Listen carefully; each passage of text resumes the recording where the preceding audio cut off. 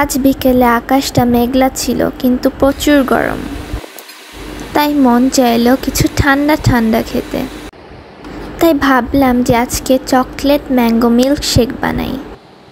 তাই আমাদের বাগানের ফ্রেশ আম দিয়ে বানানো শুরু করে দিলাম। বাসায় যা ছিল তাই দিয়েই বানাচ্ছি।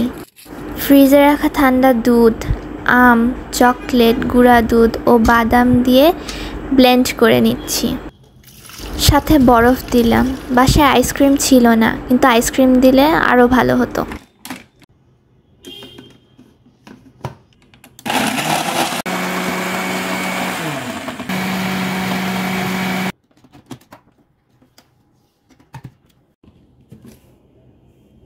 কালারটা খুব সুন্দর হয়েছে।